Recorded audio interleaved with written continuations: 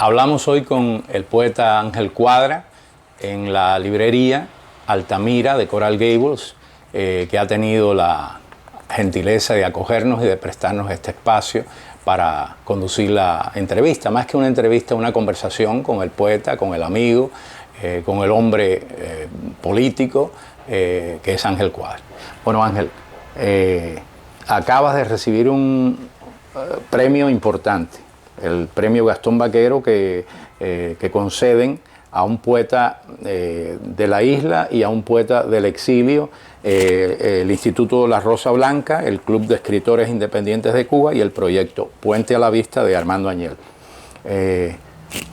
Dinos algo, cómo te sientes sobre haber recibido ese premio. Bueno, primero debo agradecerte a ti el que me hayas convocado a esta reunión, que para mí es un honor, y también en este rincón que ya está acogiendo tantos escritores que encuentran aquí una especie como de un rincón querido. Me puedo sentir muy bien, fundamentalmente porque son compañeros de escritores cubanos desde el exilio, un poco más jóvenes que yo, que en definitiva es producto del consenso de varios, ¿no? Y que lo elijan a uno para, en esta ocasión, representar lo que sería el contrarresto intelectual de lo que en Cuba siempre vulneran, porque tomar a Gastón Vaquero para un fin de la supuesta revolución cubana es una blasfemia. Sí. Porque todos conocíamos a Gastón Vaquero como conocíamos a tantos intelectuales que en definitiva después de muertos es que los han sacado del olvido. Pero durante mucho tiempo no existían. Ejemplo, no existía Cabrero Infante para el régimen. Entonces ahora empiezan a salir en definitiva, y que uno puede estar acompañando el salir del olvido a personalidades como Gastón Vaquero es realmente un honor muy grande para mí. Bueno, yo tengo que darte las gracias por haber accedido, incluso venir desde tu casa acá para esta entrevista. Realmente, si alguien tiene que sentirse agradecido, soy yo y somos nosotros los que estamos produciendo la entrevista. Así es que... pues estamos los dos agradecidos. Bueno, pues estamos los dos agradecidos, por supuesto. Yo quiero que comencemos a hablar de tus inicios. Ese primer libro que se llamó... Peldaños, ¿no? Entonces, háblame de ese primer libro. Mira, yo siempre tuve la vocación de escribir poesía. La escribía desde muchacho, desde niño. Escribía mis versitos, etcétera, etcétera. Y siempre sentí en ello una vocación. Una vocación que realmente, como dije yo en un poema, toda la vida en este gesto único. O sea, era para mí un compromiso gustoso, ¿verdad? Que esperaba cumplir hasta el fin de mis días. Al fin de mis días, ahora escribo también, sigo escribiendo, pero con la proyección que tenía en aquel momento, como me hablaste del primer libro, no. Cuando aquello había una circunstancia entre los escritores de Cuba, estamos hablando de antes del triunfo de la llamada revolución, o sea, toda aquella etapa de los años 50 y tantos, había una actividad bastante grande, y sobre todo en Cuba proliferaban mucho los poetas. Voy a decirte, sí. Muchos los poetas. Entonces yo era uno de aquellos jovencitos en aquel momento. Yo también fui joven un tiempo. ¿Todavía eres joven? Y entonces había la cuestión de reunirnos. Por ejemplo, en la Casa del Poeta nos reuníamos en la calle Cuarteles 54, de vez en cuando. También se creó, por ejemplo, el grupo Renuevo, que era un grupo de poetas que inicialmente comenzamos aquello, tratando de que se hiciera una poesía más comunicativa y no la que estaba primando en aquel momento, porque ya en aquellos instantes empezaba, años 50 y tantos, cortico, ya empezaba a tener cierta influencia el grupo Orígenes. No mucha influencia, pero cierta influencia. Entonces entendimos que el momento aquel, claro, estábamos imbuidos, ¿verdad?, del espíritu que existía en la Universidad de La Habana. Ahora que nos puede parecer una majadería, era un derecho que nos arrogamos los estudiantes en aquel momento, quizás de la tradición de cuando la lucha contra Machado, en el que la universidad participaba en las cosas públicas. Y entonces nos creímos, se creían los dirigentes de la universidad, que eso era una función y una ambición también de los estudiantes. Y así se hizo, ¿comprende? Pues la figura más simbólica que podemos tener fue José Antonio Echeverría, a quien yo personalmente lo conocí. No éramos muy amigos, pero nos tratábamos, ¿comprende? O sea, que ese era el espíritu que se movía. Y claro, pensamos entonces que ante una circunstancia en que lo inmediato público se imponía también a las personalidades, al refugio en la tan repetida Torre de Marfil, y pensamos que tenía también que comunicarse uno hacia afuera. Entonces entendimos que para esa comunicación se requería un idioma más claro, más directo, y no el idioma tan metafórico, diríamos, como era lo que el grupo Orígenes hermético, incluso. Muy hermético, sí, totalmente. Sí. Entonces, en aquel momento, digamos tú que eras muy joven, ustedes veían que esto no tenía una función cívica, digamos, ¿no? Eso no es lo que piensas hoy día, pero en aquellos momentos... Claro, era producto de aquel instante que estoy diciendo, claro. Producto de sus circunstancias. Claro. ¿Y quiénes estaban en ese grupo? Renuevo, me dijiste, ¿no? En Renuevo, realmente la idea surge con Ana Rosa Núñez. Ah, con Ana Rosa, que murió ya hace varios años aquí en el exilio. Ana Rosa Núñez, José Guerra Flores y Ángel N. Pou. Sí. Que después me llaman a mí y yo me integré al grupo. Y claro, hicieron una labor de eso, diríamos, de hablar claro, de presentar un idioma que fuera comunicativo, para, si las circunstancias exteriores nos obligaban, poder hablarnos en el lenguaje más cercano a las multitudes. Eso fue lo que nos movió. Y desde luego tuvimos una vida corta, porque después vino el golpe de Estado y todo. ¿De qué manera afectó el golpe de Estado digamos, este grupo poético? Sí, afectó bastante. Porque, por ejemplo, un muchacho que pertenecía al grupo, Juan Oscar Alvarado, murió en un altercado con la policía en aquel momento. Ya. Es decir, que se hizo prácticamente imposible, digamos, la normalidad, ¿no? En el caso. Claro. Y claro, el grupo no tenía un objetivo político, pero sí, la política desbordó la de rechazo hubo algunas cosas. Y dentro de todos los grupos existen como allí unos que eran más propensos a la actividad y otros que eran más propensos a estar apartados de toda vinculación política. Realmente el grupo no era un grupo político. ¿Tú tuviste alguna actividad política en ese momento? Bueno, sí, de estar en la universidad, desde luego. Inclusive, a mí me detuvieron. ¿Por qué? La policía de Batista. Sí.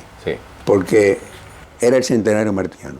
Ajá, sí. Y entonces en aquel centenario, la Universidad de La Habana hizo una... En el año 53. En el 53. Sí. Era el año del centenario de nacimiento de José Martí. Entonces se hicieron una serie de actos en que en una semana, todos los días había un acto, que ese acto lo precedía siempre uno de los presidentes de la Federación Estudiantil Universitaria de cada facultad.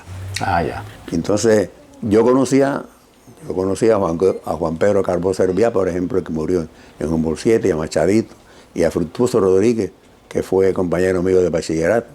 Y entonces hablé con ellos, oíme, en ese acto voy a hacer un poema a Martí. Ya me conocían, inclusive yo había escrito un poema a Martí y lo dije en la escalinata universitaria. Tuve la suerte de que el que me anuncia fue Juan Pedro Carbó Serviá, a quien yo conocía de tratarlo bastante, ¿no?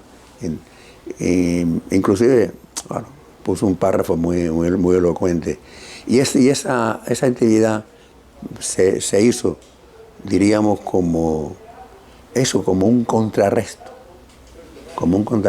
Inclusive, el primer acto que se hace en contra de eso es cuando en el año 52, el gobierno que encabeza Fulgencio Batista, pues deroga la constitución que existía, establece unos estatutos constitucionales, disuelve el Congreso. Entonces, esos estatutos se pusieron a la firma de los que eran trabajadores del Estado. Y nosotros en la universidad, no yo, pues yo no era un dirigente más que uno del grupo. se puso una constitución del 40 en lo alto de la escalinata bajo el alma mater, con una mesa para que el pueblo entrara a firmarla. Yo era uno de los que estaba moviendo a la gente a que fueran a firmar aquella cosa. O sea que había una cierta vinculación. Y claro, me movía mucho el problema de que fuera Martí, que yo me sentí muy martiano. Y tuve la emoción a los 18 años de verme en aquel podio anunciado por Juan Pedro Campos Servía, aquello repleto de gente, y yo diciendo un poema a Martí. A Martí. Pero que lo repetí otras veces. Y un día me fueron a aprender. Ya. No tuve más que 2 días. Y la verdad que no me hicieron nada. No te tocaron. No me tocaron. Pero estuviste 2 días, es decir, te violentaron porque te... Hicieron varios interrogatorios, pero sinceramente, si digo una cosa incierta, no es justo. No me hicieron ningún tipo de tortura, ni te hicieron nada. Ninguno. Ya. Entonces, ¿pudiste volver a la universidad o eso te ve? No, eso fue muy sencillo. Es más, un día y tuve que volver a ir al otro. Muy sencillo, ¿no? Es decir, que no estuviste en la cárcel, sino que te citado, ¿no? Que te Me citaban. citaron 2 días para entrevistas. Y yo fui el primer día, comprende, porque ellos fueron a casa y registraron mi casa. Ah, ya. Comprende, claro. Y claro, fui ese día, estuve todo el día en ese interrogatorio y al día siguiente fui otra vez. ¿Qué edad tenías tú? 18 años. 18 años. En ese momento ¿te consideraban mayor de edad o menor de edad? Según la ley. Bueno, para algunas cosas, pero para otras cosas hacían falta los 21 años. Los 21 años, sí, que todavía creo que sigue la dislocación esa. Pudiera ser. Sí, por ejemplo, en el caso del servicio militar obligatorio que impuso el régimen de Fidel Castro, a los 16 años te podían matar, te podían juzgar como traidor, como desertor, como cualquier cosa, claro. Pero no eras mayor de edad para otras cosas. Claro. Es una cosa completamente... Son años que uno recuerda, ¿no? En su época de juventud, uno quería el alma mater como un símbolo. Es decir, que tú tienes de tus estudios universitarios, de tu formación profesional, tú tienes unos recuerdos bonitos, ¿no? Muchos, porque yo matriculé a un tiempo Derecho y Filosofía y Letras. Ah, ya. Y yo pensé que mi vocación me arrastraría más por los caminos de Filosofía y Letras y no por los de Derecho. Pero, en fin, mis padres querrían que yo estudiara, nunca me exigieron nada. Y entonces me dice, bueno, tengo que esperar a que se muera un catedrático para tener un puesto. Por lo menos de abogado. Y entonces terminé Derecho. Y lo ejercí la carrera sin parar como 11 años. ¿En qué año te graduaste? Yo me había graduado en el 54. Yeah. Pero estos interrogatorios y estas cosas de la policía, del CIN, me cogen haciendo los exámenes de Derecho Mercantil. Yeah. Y entonces lo perdí. Entonces se me quedaron 3 asignaturas para diciembre, que podía hacerlo en diciembre. Pero yo tenía 22 años. Era deportista y había un viaje a Jamaica que íbamos a competir. Y me quedé ese curso. Rematriculé lo que me faltaba de Filosofía y Letras, que pude hacer más que 2 años más, ¿comprende? Y me quedé. Después vino el desembarco del Granma, esas cosas, y se cerró la universidad en el 56, pero a la vez yo había estudiado también arte dramático. O sea, matriculé las 3 cosas, Derecho, Filosofía y Letras y arte dramático. Terminé arte dramático, terminé Derecho y Filosofía se quedó en el segundo año. Eres un hombre casi renacentista, con una variedad de inquietudes, ¿no? No, imagínate tú, y más aquella época en que uno no estaba en estas cosas. La juventud era un tanto más sana. Más sana. Era un tanto más sana. Inclusive estaba vinculado a la política más que por la simpatía de ir a los actos de calle. Hacia ahí fue a todos, como no, y fui cuando Echeverría era el que nos guiaba. El Manzanita, que te quería mucho en el muchacho. Aquí está la hermana de él, y que era una persona... ¿Aquí en Miami? Sí, está la hermana Lucy. Pero Echeverría era una persona, un muchacho que de verdad era un idealista. Era un idealista con una gran vocación de martirologio. ¿Comprende? Era católico también. Católico, sí lo era. Sí, militante, es decir, era convencido, no era un... Entonces imagínate, cosas que uno pasó de ir a los actos de calle, enfrentar a la policía. Yo corría mucho. Tú fuiste corredor y mencionaste que fuiste a Jamaica, ¿no? Yo competí 2 veces, en el Pan American Relay, en un evento acá internacional, y también en Jamaica. Y entonces, quiero decir que cuando la policía no tiraba chorro de agua o algunas balas, yo era uno de los buenos corredores. Es decir, tú sí no tenías vocación de mártir, ¿no?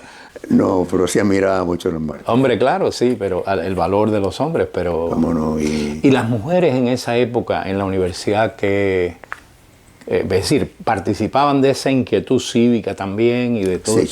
Sí. Sí, señor. Las muchachas que habíamos allá, que teníamos allá, sí. En mi facultad de Derecho, en Filosofía y Letras, en todo, la mujer participó siempre. Sí. Siempre era animadora de estas cosas. ¿Cómo no? Yeah. Y claro, te quiero decir que uno, como que uno simpatizaba simpatizamos con la democracia, con la libertad así en abstracto. ¿Comprende? Yo, por ejemplo, veía mejor la actividad que tenía el Partido Auténtico, por ejemplo, porque había libertad. A veces uno podía manifestar, exponer sus ideas, tener cualquier medio de comunicación sin temor a la represión. ¿Comprende? Cuando Batista hubo alguna represión y por consiguiente estaba en contra de aquel gobierno.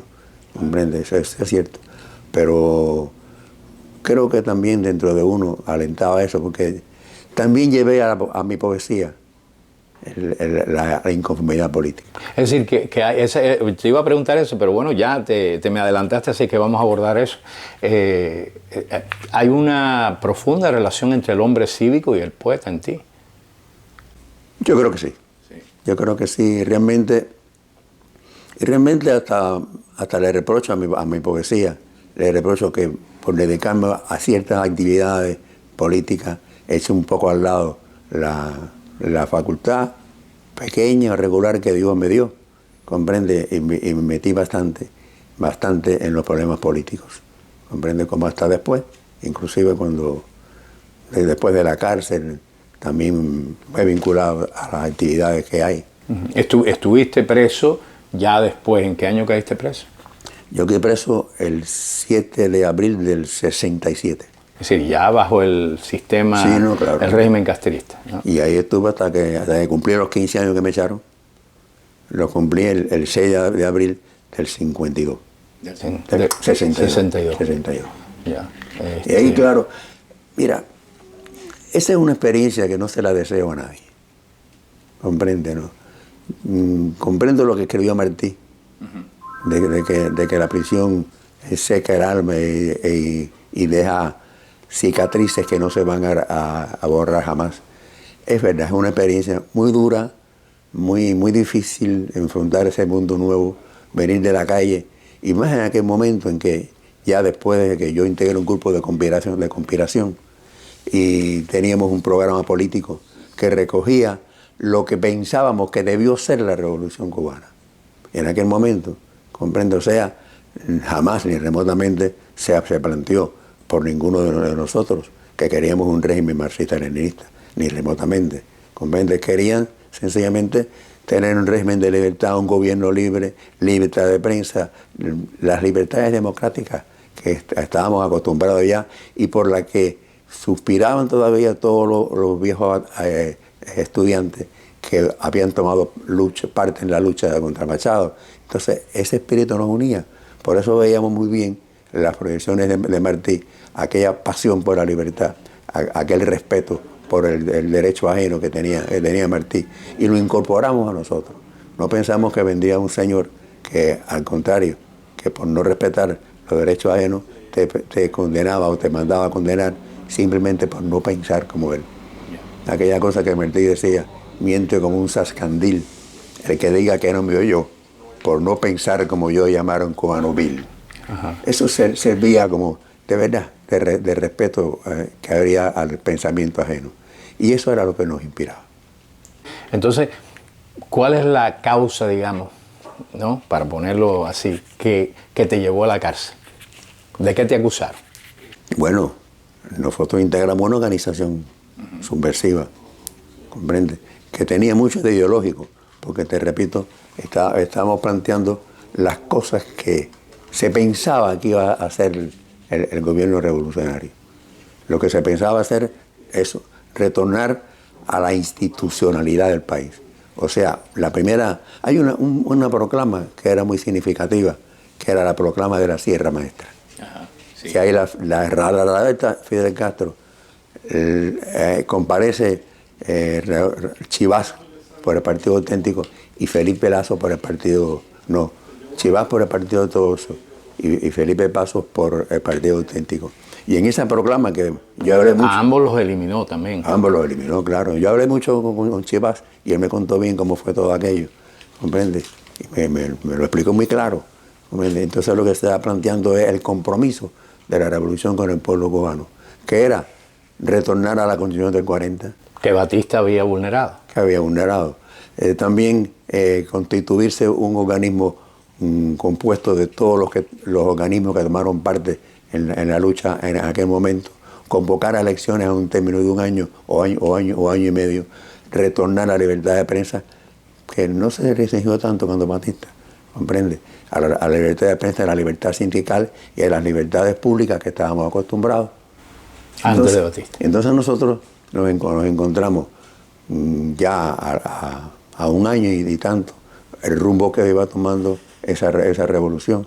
Entonces hicimos un programa precisamente ideológico, planteando todas estas cosas que debían tomarse como mira e inspiración de la revolución. Eso era fundamentalmente, pero desde luego eso requería el que no bastara que un grupo lo encabezáramos, sino que también tuviera gente que lo echara hacia adelante. Y había gente de acción que hicieron una o dos acciones de sabotaje, ¿comprende? ¿Hubo víctimas de esos sabotajes? No, ninguna. Es decir, eran sabotajes a la propiedad del Estado, ¿no? Que ya el Estado se había apoderado de todo. Claro, y se hizo algunas cosas y sobre todo se difundió un boletín que yo lo redactaba con un poeta que se murió, por cierto, Jody Fuentes Montalvo. No conozco el nombre, pero... No, claro. Entonces, que por cierto era un buen poeta negro, por cierto, él. Y él y yo redactamos aquella hoja semanal que nos semana cuando podíamos. Una hoja mimeografiada, ¿no? No, para eso, imagínate en aquel tiempo, para poder tener un biógrafo tuve que robármelo. Claro. Me entero por Aparicio, que ella murió un gran masón, gran persona, que en la sociedad de dibujantes iban a intervenir el día siguiente. Y ahí yo tiraba con el hermano de él, en un mimeógrafo que había, el boletín nuestro, que era Cuba Democrática, en contrarresto a Cuba Socialista. Ajá, sí, que era la revista. Y entonces, me fui en la calle Concordia, dejé a un amigo mío con mi carro en Velasco Aín, y me fui a ir, cogí aquí mi biógrafo, que no sé cómo pude con él. Entonces, en realidad no te lo robaste, lo recuperaste porque se lo iba a robar el gobierno. Se lo iba a coger, a la una entraba, y me eché al hombro aquel aparato grande. Y ahí eran enormes. Y ahí teníamos ya un biógrafo. Y entonces después... la dificultad de conseguir papel y tinta. Papel y tinta. Porque si todo lo vende el Estado, pero yo era abogado de organismo. Yo era abogado del Instituto Cubano de Derechos Musicales. Y vulneraba una firma y pedía papel. Y se lo entregaba al que tiraba el boletín. Y así teníamos ese boletín bastante bueno. Ahí tiramos inclusive el documento original, que era grueso. Un documento de 50 páginas. Que contemplaba todos los aspectos de la reinstitucionalización del país que se esperaba que se hiciera, ¿verdad? Como el retorno a la democracia. Es decir, que no mataste a nadie, no pusiste bombas, no interviniste, pero aún así te condenaron a... Es decir, por el hecho simplemente de participar de una idea diferente. Claro, de promoverla. Tirábamos eso y lo repartíamos en lo que podíamos, por correo, por lo que fuera. O sea, había otro grupo, otra gente dentro del grupo que sí tenía más la acción, pero tampoco hicieron grandes cosas más que pequeñas acciones, porque no había muchos medios para hacerlo. Y ya eso era después del 61. Había pasado Girón.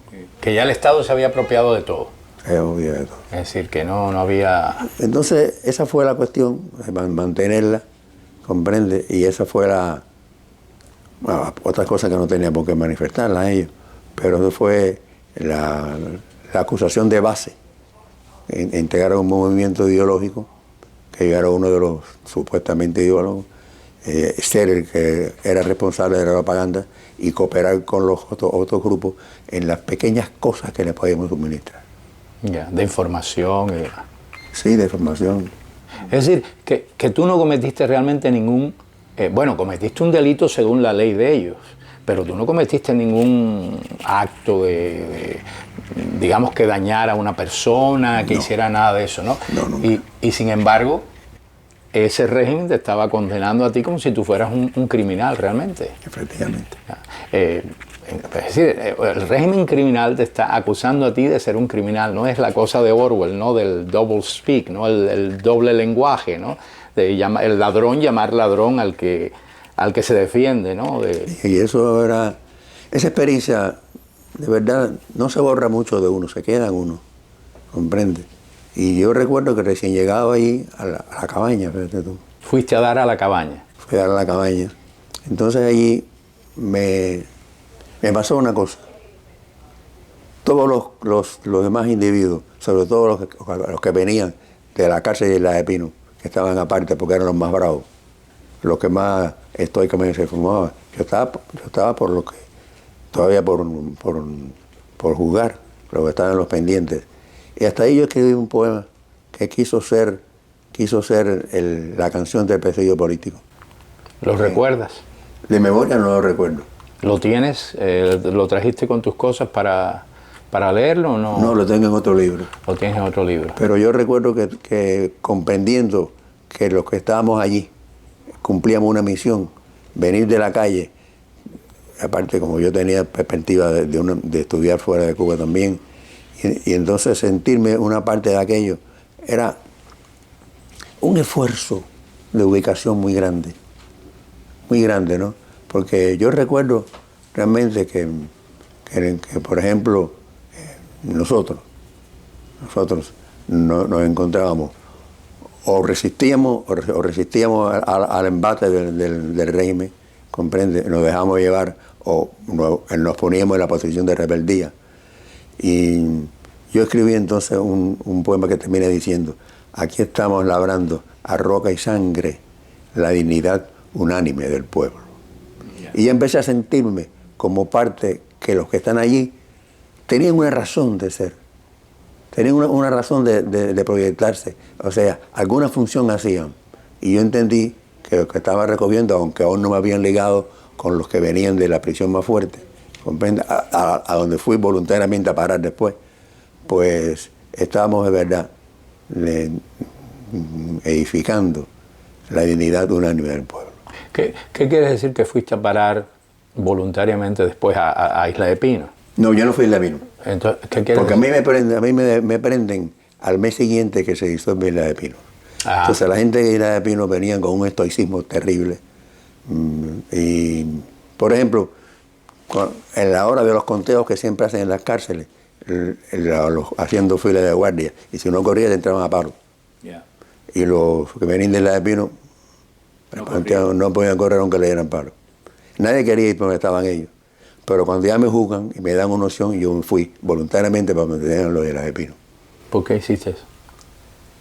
Chico, porque me sentí que de verdad los dos versos que escribí al final de aquel poema, de aquí estamos labrando a roca y sangre la dignidad del pueblo, la dignidad unánime del pueblo, sentí que era verdad. Y que esos compañeros que yo no los conocía apenas, o no los conocía, lo estaban haciendo, y me sentí movido a compartirlo con ellos. Pero es un acto de gran valor. Me sentí movido a compartirlo con ellos y a tratar de imitarlo en lo que podía, porque tú te encontrabas que la mayor parte de ellos tenían heridas cuando los pinchaban con las bayonetas para que trabajaran. A un tal Mayimbe le sacaron un ojo con la bayoneta, ¿comprende? A otro muchacho, ¿cómo se llama? Caramba, me dijeron ahí, porque cuando yo llegué era muy raro que a esa hora alguien fuera a plantarse, en ese momento, porque la gente no estaba en eso allá, pero solamente estos héroes que de verdad que lo eran, sinceramente, estos estos que venían de Isla de Pino, que no se redujeron nunca. Y entonces, pues, era como eso, como darte cuenta que había otra dimensión y que teníamos que estar en ella. Y por eso me metí ahí. Y ahí me acuerdo que este muchacho me dijo, ¿tú quieres ver a un damnificado de Hiroshima? Ya llegué, cuando llegué, que empecé a conocer a la gente ahí. ¿Ya te habían condenado? Ya me habían condenado. Que yo no conocía a nadie. Yo estaba buscando un primo mío que no lo encontraba por ningún lado. Y hombres nuestros de la organización, había otro preso que estaba en otra galera, que no nos podían unir, y estaba solo. Con aquellos hombres que son mis compañeros y mis amigos ahora, con los que comparto como una nueva familia por el vínculo del espíritu. Pero en aquel momento yo no. Entonces, un muchacho tenía la espalda como si fuera quemada, como una pala, pero que había un plan de trabajo forzado que lo obligaban a trabajar. Allá en Isla de Pino. En Isla de Pino. Y entonces había una especie de laguna que era el desagüe de las aguas albañales de todos los edificios, ¿comprende? Y los que no querían trabajar los metían a muchos ahí, y entre golpearlos, entre los excrementos y la sangre de los golpes, y así por día y día y semana, se le creó a este muchacho para hacer una quemadura. Tiene una infección en la espalda. Pero que son cosas que son ciertas, no es mentira, porque los vi ahí, a muchos de ellos, a otra persona que de milagro salvó la vida, porque la bayoneta le entró por la femoral y hubo un coágulo espontáneo, o sea, y todas esas cosas las vi. Y tuve una atención que aquellos hombres que venían con este aval de lucha tenían una gran sensibilidad. Y ahí surgieron... Sí, no eran los criminales que se decía, ni nada de eso. No, eran realmente los menos criminales que podía haber. Ahí, por ejemplo, ahí surgieron músicos, pintores, poetas. Y como yo llegué y dije un poema un día, ya me gané a todo el mundo ahí. Y entonces ya los que tenían vocación de escribir poesía me iban a ver a mí que venía de la calle, ¿comprende? Hacíamos concursos literarios. Yo lo compartía y lo discutía mucho con él, con el cura Loredo. Loredo, que murió hace poco. Discutíamos mucho, fraternalmente, ¿no? Porque él era un buen poeta. Y sí, siempre nos metían a los dos en el jurado. Y siempre discutíamos, no estábamos de acuerdo. ¿Comprende? Y entonces también vi ahí concursos de cuentos, concursos de novelas cortas, concursos de ensayos. O sea, concursos de nosotros, de los presos. Sí. O sea, que aquellos hombres que no tenían vocación, casi ninguno tenía vocación de escribir, empezó a descubrir dentro de sí un ámbito que no conocían, y una vocación que se despertaba, que en los que fueron a ella por una canalización psicológica, sí, cuando cesara el estímulo, no escribirían más, pero otros que habían descubierto dentro de sí una beta que no iban a apagarse nunca, como es el caso de Ernesto Díaz Rodríguez. Ernesto Díaz Rodríguez, iba a mencionar. ¿Lo conociste entonces? Somos muy grandes amigos. Sí. Yo le hice el prólogo de La Campana del Alba. Ya. Porque yo estuve unos días así en fuera y cuando yo regreso a la galera esta... Pues, ¿estuviste fuera de la cárcel o fuera de la galera? Fuera de la galera. No. Entonces, Ernesto me manda unos versos. Y yo me quedé asombrado de la ternura de ese individuo, sí, escribiendo poesía para los niños. Para los niños, sí. Increíble. Yo lo leí acá. Y eso se hizo en él una cosa consustancial con él. Él siguió escribiendo.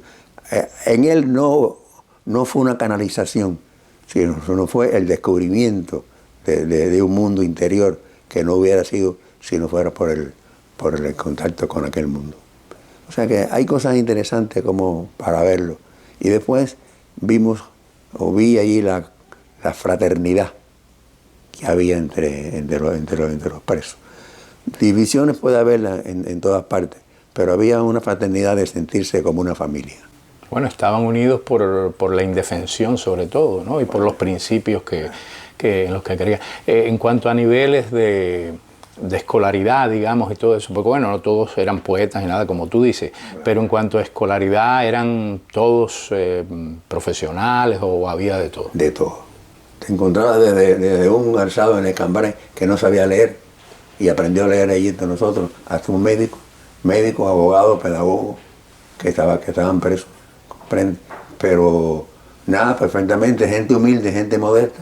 Los que estaban alzados eran varios, aquí está Agapito Rivera y otros. Eran campesinos muchos. Campesinos. Sí. Eran campesinos, gente que de verdad ni eran hijos de latifundistas, ni nada. Eso es mentira todo. Gente que entendió muy claramente el sentido de libertad que tiene el campesino, justamente. Como tú lo has dicho, muy claramente lo entendieron. No había que explicárselo. No, lo tenía. Además, lo ratificaron con su sacrificio. Claro. Y los cuentos de ellos eran de verdad, eran gigantes de la voluntad. Se lucharon contra un poderío tremendo, ¿verdad? Casi solo. Abandonados de todo el mundo, incluso de todas estas organizaciones como la misma CIA, que se supone que ayudaba o debía ayudar o lo que fuera. Esa gente no tenía ayuda porque... No. Y muchos de ellos habían sido del ejército rebelde. Muchos de ellos habían sido del ejército rebelde, exactamente. Cienes igual, yo no lo conocí, comprende, y otros, ¿sabes? O sea que es mentira, que eran solamente los hijos de los latifundistas y ni que eran los esbirros. No, eso es mentira. Y es falso, era gente con la que me encontré. Hombre, hay sus casos y sus excepciones, pero en general, yo te puedo decir que en general eran hombres admirables. Porque ya mujeres. Y mujeres. Porque hubo mujeres de esas que yo he sabido eso después. Mira, chicos, eso es increíble. Mi amigo Nelson Rodríguez ha escrito un almanaque de las presas políticas. Te voy a dar uno. Sí, ¿comprende? por favor. Él ha recuperado ya más de 6.000 mujeres pasaron por las cárceles políticas en Cuba. Ni en la Unión Soviética ni en ninguna parte ha habido un presidio de mujeres por problemas políticos como el que hubo. Tan espantoso, porque los testimonios que yo conozco, digamos, por lecturas, por supuesto, son, además, si fuera mentira, sería muy difícil hacer que todos estos testimonios de tantas personas, de una formación completamente diferente, todos coincidieran en narrar los mismos horrores.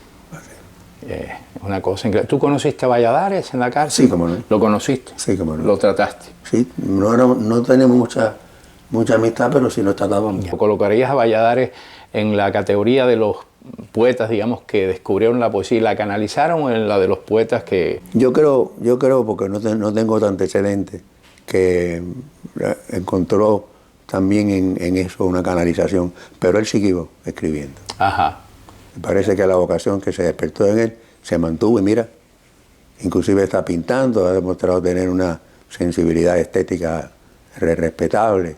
Era un muchacho cuando fue a la cárcel. Era muy joven, sí, cómo no. Muy joven, es decir, que realmente, y él después demostró, porque trataron de decir que había sido un esbirro de Batista, y él después demostró que por la edad y todo no podía haber estado en ningún cuerpo policial ni nada de eso, y que todo eso fue un invento, ¿no? Como ese, ¿cuántos inventos, cuántas...? Más de uno. Mira, Raúl Cambenata también siguió escribiendo después de que pasó el proceso. Él y otros más que ahora se me van de la mente. Yo hice un trabajo sobre la creación literaria en el presidio político. Sí, lo leí. Sí. Comprende que en verdad es para admirar a aquellos hombres con los que compartí. Sí. Muchos años, todos los años que compartí con ellos, de veras. O sea que que yo creo que de verdad, aquellos dos versos finales de mi poema, aquí estamos labrando a roca y sangre la dignidad unánime del pueblo. Y es verdad. Yeah. Entonces, ¿tú crees que hay que hablar de, cuando se haga la historia integral de la poesía cubana de estos años, ¿no? De más de casi 60 años, ¿no? Habrá que considerar como dentro de ese grupo, pero además como capítulo muy especial a los poetas de la cárcel, ¿no? Yo creo que sí. Yo creo que merece un espacio determinado, porque el artista, y en este caso el poeta, el narrador, no tiene más instrumento que el mismo instrumento que tiene cualquier persona, No, que el pintor tiene los colores, el escultor la línea, etcétera, etcétera. Pero un poeta, por ejemplo, no tiene más que las palabras que son de uso de todo el mundo. Y sin embargo, él tiene que tener la magia de unirlas y formatar como si pareciera que nunca antes había tratado. Y las mismas palabras que usaba un individuo en un cruce de camino, él tiene que usarlas en forma tal que parezca un lenguaje nuevo. Ya. Y eso se dio en lo... Tú en la cárcel escribiste, es decir, compilaste algunos de tus libros para tus compañeros o después de salir de la cárcel. Bueno, yo escribí 3 libros en prisión. 3 libros. El problema era sacarlo de la cárcel.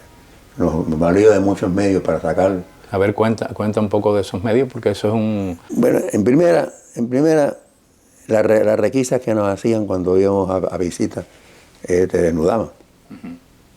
Y te tenían que poner un esparadrapo donde tú pudieras no encontrar a nadie, en la espalda, de todas partes, si uno pudiera, para poder sacarlo, las famosas balitas que le decían. A veces se podía hacer con alguno que estuviera en una especie de estadio distinto y podía salir de vez en cuando a la calle y llevar algunos poemas. Otros, yo me acuerdo que me hicieron un zapato, que el tacón era hueco.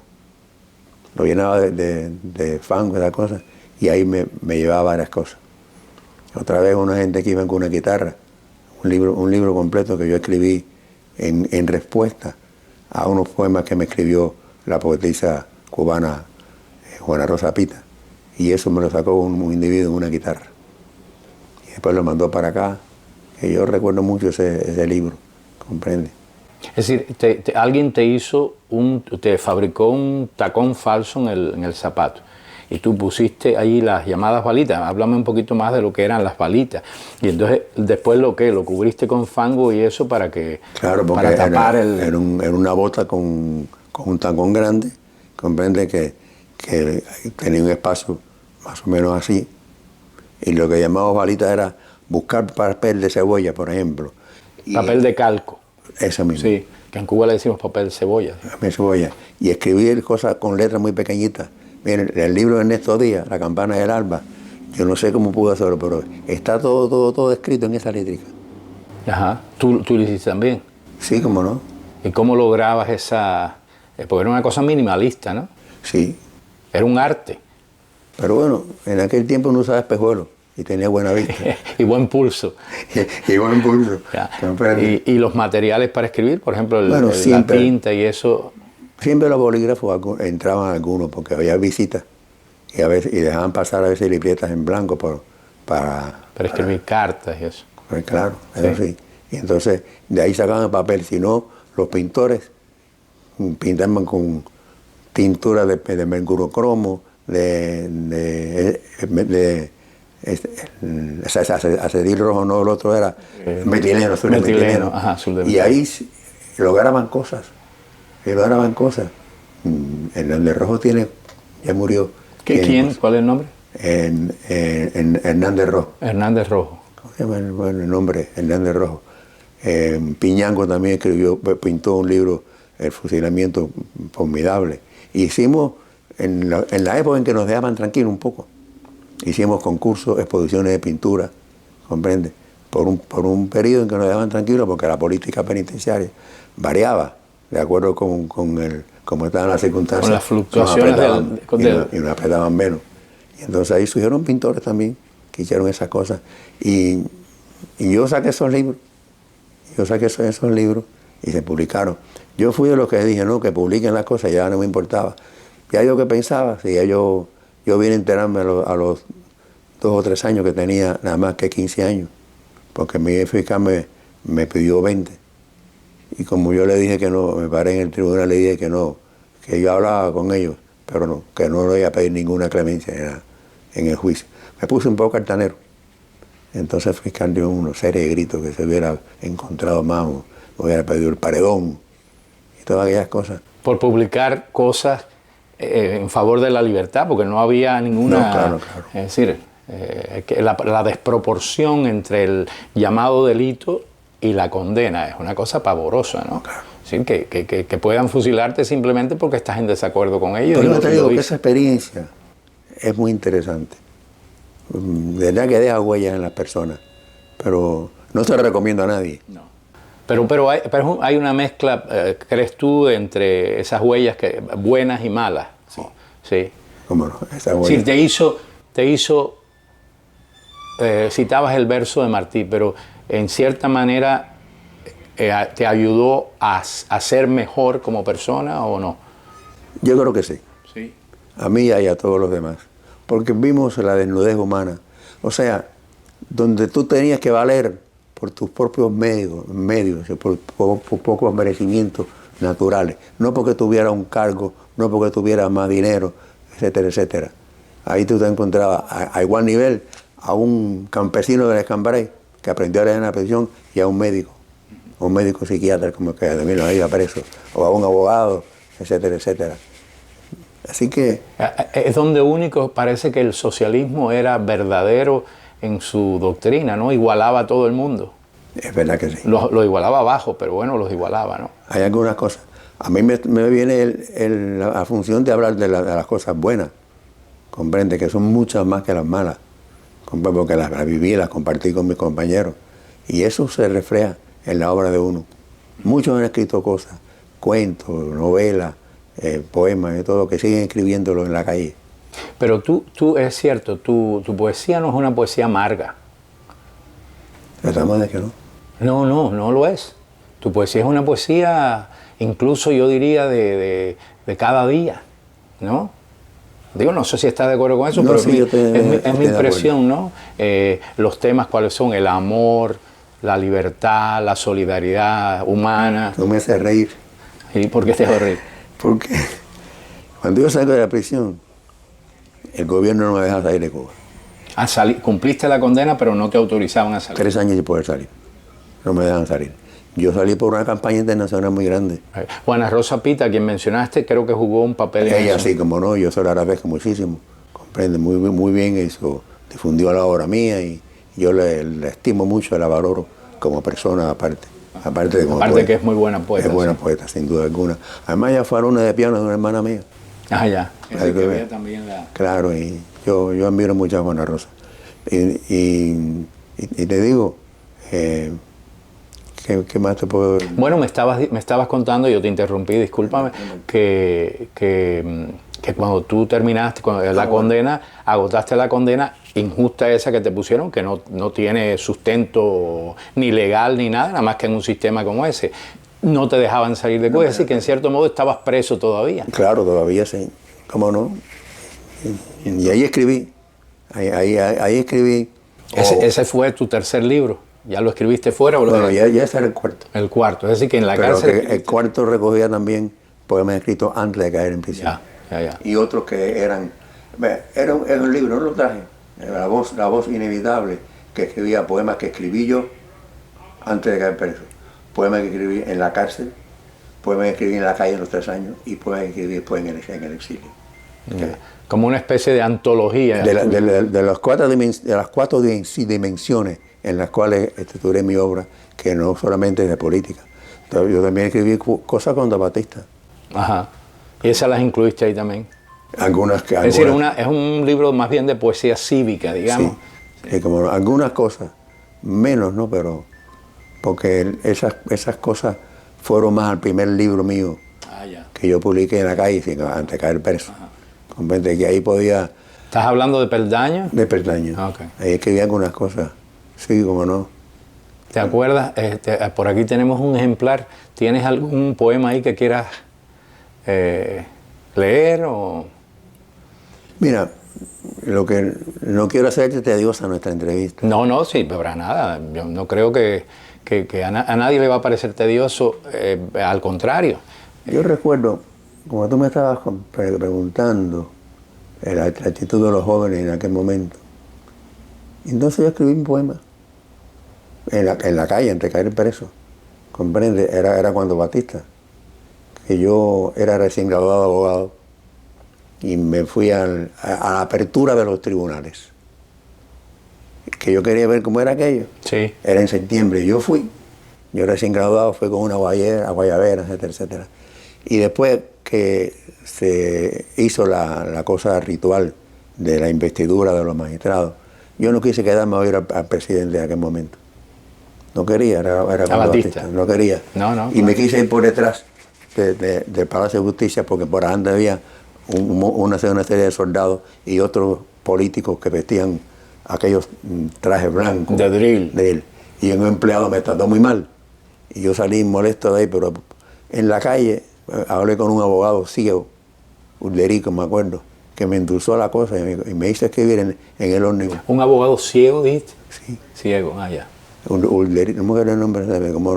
Que era un tipo muy tierno y me endulzó el mal rato que pasé con aquel empleado que no me dejaba salir por el fondo. Ya. El empleado, te lo sé de memoria. ¿Te lo sabes? Sí. Pues. Aquí me acuerdo. El empleado aquel me fue grosero.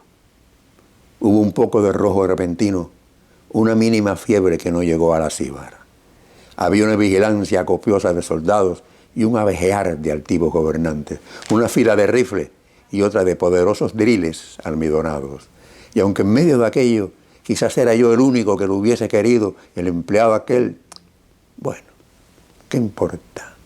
El sol afuera me vistió a la frente de un drill incorruptible. Hablé de cosas dulces con un ciego que iba de amor vestido y me fui con un rifle de ternura a combatir las sombras de la vida. Bellísimo. Yo era un muchacho cuando eso. Sí. ¿Qué edad tenías? Ya me había graduado, yo me gradué a los 23 años. Ya, sí, eras un muchachito. Pero ahí estaba, precisamente en ese mes, yo empecé a hacer la carrera. Me acordé, caramba. ¿Te acordaste? Bueno, no, eso, no solo eso, lo dijiste muy bien, muy sentido, ¿no? Muy... sale de acá. Ese era el espíritu que nos movía en aquel momento. Comprende que yo creo que el cubano, como todos los pueblos, tiene cosas buenas y malas, pero nuestro pueblo tiene gente de convicciones muy generosas. Sí, de las cuales luego se abusa también. Es decir, han abusado los gobernantes, los pillos y todos, ¿no? Pero si mirando hacia atrás hay algo así que tú pudieras decir, no lo haría otra vez así. O, claro, siempre. Siempre hay algo de eso. Siempre hay algo de eso. Yo creo que realmente los pueblos tienen sus razones, en verdad. Y me parece, y esto no es una propaganda pro-democrática, me parece que donde mejor se ejerce, diríamos, la genuinidad, cabe la palabra, del ser humano, es en un régimen donde hay apertura de expresión, donde las personas pueden sentirse que inclusive lo respalda un conjunto de leyes, y para eso se hacen las leyes, en verdad. Hay una cosa muy, es de repetir, pero hay un párrafo en la Declaración de Independencia de los Estados Unidos que habla de que Dios dotó al hombre de derechos inalienables y que para defender esos derechos se instituyen los gobiernos. Eso es una cosa que se instituyen para defender al individuo. Absolutamente novedoso en su momento y todavía. O sea, y creo que sí, que a ese punto llegó la humanidad, llegará a mejorarse, si es posible, a pesar de las guerras y todas las cosas. Yo no soy un pacifista, ni ando con un texto bíblico en la mano, aunque respeto a la Biblia y soy cristiano, pero yo espero que sí, que el ser humano mejora. Martí lo dice en el prólogo que hace a los versos sencillos de él. Creo en el mejoramiento humano, algo así. Yo también lo creo. También creo que el ser humano va a su mejoramiento. Las maldades también serán, pero van a ser menos. Espero que sea así. Y espero que los poetas ayuden. A veces no ayudan, ¿eh?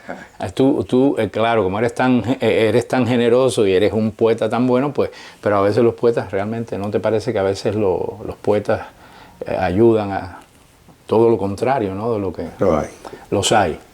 Pero tú sigues... Martí vuelve a decirlo, que siempre en los gobiernos de fuerza ellos contratan a esos cultos para que hablen, desmientan y halaguen. ¿Comprende? Esa es verdad. Y aquí lo hemos encontrado en Cuba, en ese caso. Sí, claro. Con las cosas horribles que le hicieron a muchos escritores, lo que le hicieron a René Ariza, ¿verdad?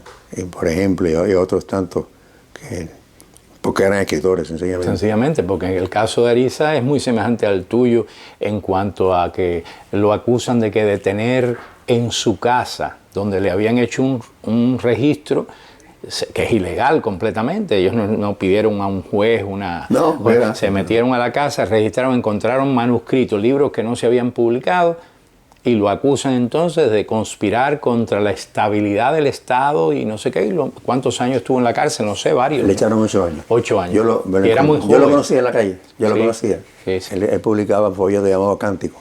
Y yo colaboré con eso. Orlando Rodríguez Rosardi también estuvo en ese. Sí, porque también Orlando es de regla. Sí, sí.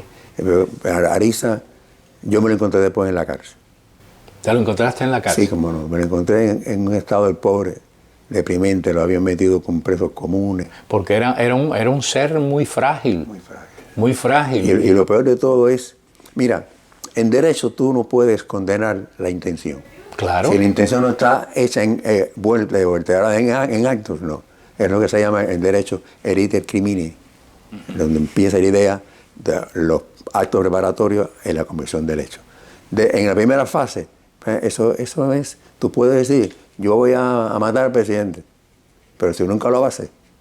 Y si no hay una intención verdadera. Ningún acto preparatorio. Puede ser una frase retórica. Y a él lo condenan sobre todo por los cuentos, que él lo escenificaba genialmente. Ah, sí, porque era actor. O sea, se ganó un premio con La Vuelta a la Manzana. Ah, sí, es verdad, sí. Como dramaturgo. ¿No? Sí, en un cuento, no te lo voy a hacer todo, pero uno recordártelo, comprende, en que hay un individuo que llega a un pueblo en que todo el mundo duda uno de otro.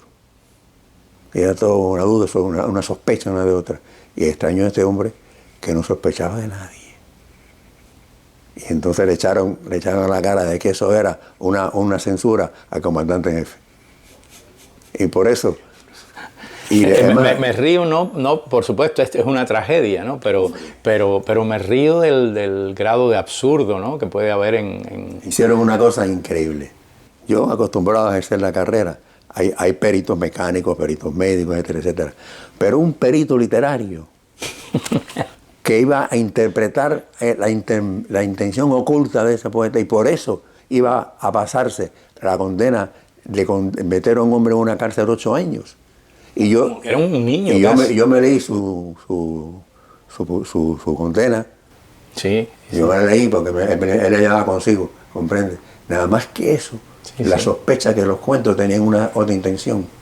¿Comprende? Eso es increíble. Increíble. O sea, cosas como esa, el mundo no la entiende.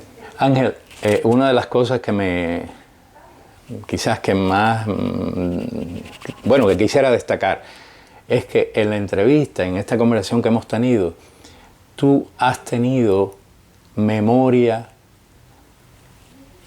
y cariño para muchísimos otros poetas. Es decir, que no has hablado únicamente de ti, has hablado proporcionalmente más de otros. En este caso estamos hablando de Ariza, pero hemos mencionado a muchos otros, y tú has hablado con un cariño y con un respeto y con una... Porque los quiero de verdad. Los quiero de verdad porque los comprendí, me convertí en uno de ellos en la cárcel, y uno entendió que hay dimensiones del ser, comprende que a veces existen y uno no encontraba la forma de descubrirlo. Y como creo, en verdad, y esto no es una cuestión religiosa, pero yo creo que en el ser humano existen cosas buenas, cosas malas y cosas regulares, pero me parece que las buenas son más valederas y perduran más en el tiempo. Y es justo pensar en los demás también, en toda la gente con la que uno compartió, porque uno no es el único ser que está sobre la tierra. Hay otra gente también que le están y que aportan hasta más que uno. Uno tiene que entender inclusive el que es mejor que uno en algo. Eso me lo enseñó mucho el deporte. Sí. Ahí aprendí a ganar y perder. Y perdía más que ganar.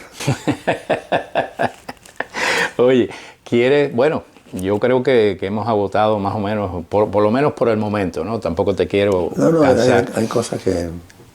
Mira, tú que eres también poeta y que eres narrador y tienes todas estas cosas, en verdad, pues yo creo que debíamos de verdad tener un espacio para los escritores, un espacio para la parte buena de ellos y propiciar lo que estás haciendo tú con la editorial La Gota de Agua.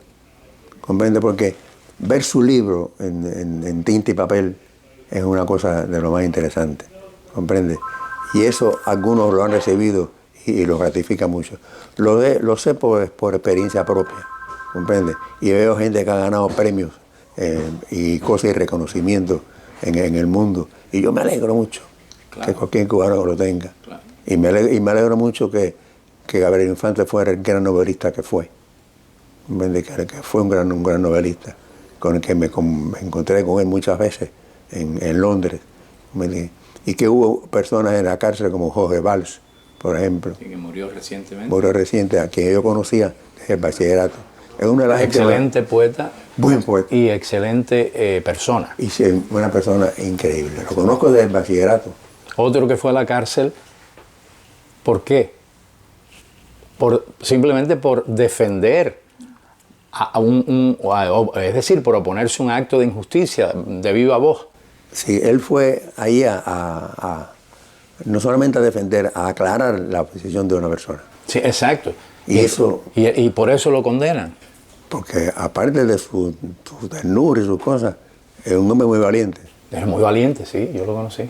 Un hombre muy valiente. En el exilio. Muy valiente. Hay que decir que a quien defendió fue a Marquitos, el famoso caso. Y a otro individuo, Tirso Urdanibia, yo no lo conocí, pero que Jorge entendió que se estaba cometiendo una injusticia con él. Y para aclarar esa injusticia, se puso en la boca del lobo, como se dice. Sí. Y le echaron 20 años. 20 años. Y los cumplió. Y cumplió 20 años. Cumplió 20 años. 20 años. Sí. Bueno, quisieras, para cerrar la entrevista, quisieras leernos algo de este. ¿Este es tu libro más reciente? Sí. De los resúmenes y el tiempo. De eso me hizo un artículo muy bueno José Abreu Felipe. Ah. Que mira, ese es un gran escritor.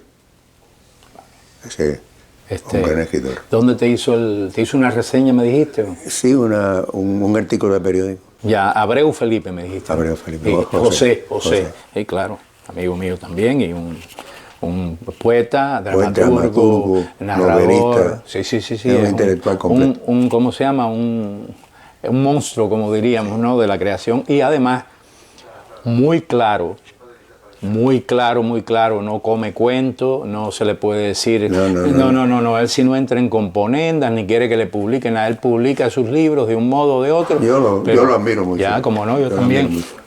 Nosotros, la editorial que te va a dedicar a ti próximamente, dentro creo que son 3 números, está el número del dossier que te vamos a dedicar a ti. La editorial le dedicó el número último que hemos publicado de los dossier cuadernos monográficos, está dedicado a la obra de él, que tú estuviste aquí en la librería cuando lo... Bueno, y también conozco a los hermanos suyos. Sí, que lo son tanto todos. Al pintor. Sí, Juan Abreu. Juan Abreu, que está en Barcelona. En Barcelona, y... Nicolás. Y Nicolás, que escribió lo de la Embajada de Perú. Nicolás es además un narrador sorprendente. Yo no lo conocí. Un día me cae un libro de Nicolás, creo que fue José quien me lo dio. Venga, léete esto. Oye, de verdad es un narrador fabuloso, pero aún más, es un magnífico poeta. Él ganó un premio hace yo lo sé. Nosotros la edición La Gota de Agua le va a publicar el libro de poemas. Cómo no. Sí. Hay una cosa que nos queda pensar. Los estilos y las tendencias literarias varían con el tiempo. Sí, claro. Muy interesante, eso no voy a hablar porque es un poco largo, pero muy interesante ver el itinerario que tomó la poesía en Cuba a partir de la época de los 30. Ajá. O sea, cuando irrumpe en el mundo la vanguardia, que llega a la vanguardia tarde a Cuba, ¿comprende? pero el ritmo que tomó la división en dos líneas igualmente poderosas, neorromántica y barroca, que no sé por qué le dicen barroca, a los Belisama, ¿comprende? Y como después, cuando viene la revolución, exige unidad. El socialismo, el realismo socialista. El realismo socialista, que es un disparate. Sí, sí, claro. ¿Comprende? Bueno, los ingenieros de alma que decía Stalin, buscaba convertir a los poetas en ingenieros de alma. Claro. Y después, claro, ocurrió que los poetas son rebeldes. Y un grupo de muchachos que publicaron la novísima poesía cubana, después hicieron el grupo El Puente, que surgido dentro del mismo cerco de la revolución, hicieron una obra contestataria sin que fuera subversiva. Sí. Y entonces, claro, los elementos que se fueron juntando, todas las tendencias que había, el socialismo práctico ese obligado, ha dado también una nueva línea en la poesía cubana que sería interesante estudiar en un día. Ya. Bueno, entre los poetas esos estaba el fundador del Puente, José Mario. José Mario. A quien, es decir, su última editorial en España se llamaba La Gota de Agua, de ahí que nosotros tomamos en homenaje a él y a todos los que han muerto, ¿no? Ella publicó un folleto. Ahí está Isel Rivero, García Ramos. Bueno, García Ramos, que es otro que vive aquí en Miami, un excelente poeta. Un buen poeta. O sea, gente que verdad, mira, cuando se haga el recuento, yo hablando del premio que me honro haber recibido, cuando se haga el recuento total de la literatura cubana, ¿verdad? Va a pasar como en el siglo XIX, que la mejor literatura, los mejores testimonios de creación artística fueron en el exilio. Claro, empezando con Martí. En el exilio, claro, se hizo el mejor Villaverde. Villaverde, bueno, estamos Villaverde, el narrador, la Avellaneda como dramaturgo, los poetas como fue Heredia, Cenea, Martí, ¿comprende? O sea, que eso, cuando se borrará la línea de divisores, pasaron a incorporar el cuerpo general de la cultura cubana. Y claro, en esa cultura cubana vamos a ver cómo quizás la mejor parte se escribió en el exilio. Y aquí también van a estar los Avellaneda, los Heredia, etcétera, etcétera, para hacerlo. Y mucha de esta gente nueva que viene recientemente van a ser las figuras predominantes o importantes de la cultura cubana. Por eso, en el día que se me dio el premio, yo dije que nosotros, ustedes, constituyen la república moral, una república intelectual, la república intelectual es la palabra cubana. Y es verdad. Sí, la república intelectual de Cuba. La nación cultural cubana. Y yo creo que sí que es cierto que muchos de estos muchachos que empiezan a escribir. Además, se sigue nutriendo porque hay muchos que empiezan a escribir en Cuba y huyen de aquella asfixia y vienen para aquí y es una nueva promoción que llega. Y vienen escritores magníficos. Sí. Aquí conocí yo hace poco a dos jóvenes. Ella es cinematógrafa y es, ¿cómo se llama? Escritora, narradora y, en fin, y así. Son unos muchachos que están a los 20 y pico.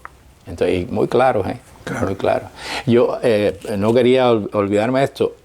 Yo tengo un amigo chileno que es muy simpático y tiene unas ocurrencias y me dice, chico, a él se le han pegado muchas expresiones y cosas, y entonces ese chico es una cosa que yo no la uso, pero él la usa un poco así para parecer cubano. Dice, chico, los cubanos son una isla, pero ustedes tienen un continente, que es la literatura, ustedes escriben como para un continente. Y a mí me resulta simpático, ¿no? Viniendo de un chileno que tienen también todos esos monstruos en su literatura, ¿no? Bueno, aquí veo que tienes en este libro señalado un poema y me imagino que puede ser que lo señalaste porque, como te pedí que leyeras algo, bueno, pues vamos a... ¿Cuál era? Aquí está, se llama Resumen a la poesía. Sí. Bueno, si lo quieres... Bueno... No espero que sea muy largo, no es muy largo. No, ese no es largo, pero no te preocupes, ya con eso cerramos el resumen de la poesía, porque lo que estoy aquí es peleando conmigo mismo. que yo, por seguir en una obligación patriótica o como quiera que sea, le quité mucho espacio a la creación poética. Y eso que me prometí, hice un pacto con la poesía de estar junto a ella hasta el final. Sí lo he estado, pero no con la asiduidad, aunque debía haberlo hecho. Y me quejo de eso. Y eso es así. Te debo, poesía, tu pedazo de cielo en mí. Te debo que he poblado tu espacio con cosas extranjeras, que tu lámpara azul la fui dejando para el fin del sendero, que un urgente reclamo casi siempre, lo mejor lo dejé por urgencias ajenas. Te he traicionado a pausas, aparentes en largos, a culpables silencios, incumplí mi promesa. Toda la vida en este gesto único, te dije un día de desnudas esencias, de misión entendida como un asunto de destino. Qué tortuoso el camino, cuánta piedra de obstáculo, cuánto echarme la vida a cuesta, cuánto perderme en esas batallas en que los hombres arden solos sobre verdades de un minuto. Me lo dije a mí mismo, en un día sin fecha, que hice un alto en el tiempo, inventario de cosas esenciales, regaño de mis hombros, y no obstante, ultimátum inútil que resbaló sin eco en el abismo. Y tú, poema mío, con tus pupilas de reproche, señalándome auroras derruidas. Ay, vida, ¿qué le has hecho a mi poema? Ahora es el tiempo del resumen. A lo lejos, el humo se divisa. Te debo, poesía, lo irreparable, el tiempo que huye con tu nombre de humo sobre el viento. Muchas gracias, Ángel. Gracias por la entrevista, gracias por la plática, por todo lo que me has enseñado y que estoy seguro que le has enseñado a los que te van a oír. Yo personalmente he aprendido mucho hoy de mí y de ti, así es que gracias por eso. No, gracias a ti también y al recinto que nos han prestado también. Sí, bueno, hay que dar las gracias, sí, a la librería, a Carlos y a Susana que siempre nos acogen, unos venezolanos completos que tienen este magnífico espacio y que nos acogen siempre aquí a los cubanos, estos que estamos por aquí también. No cogí lo después lo adecuado. Bueno, gracias, Ángel.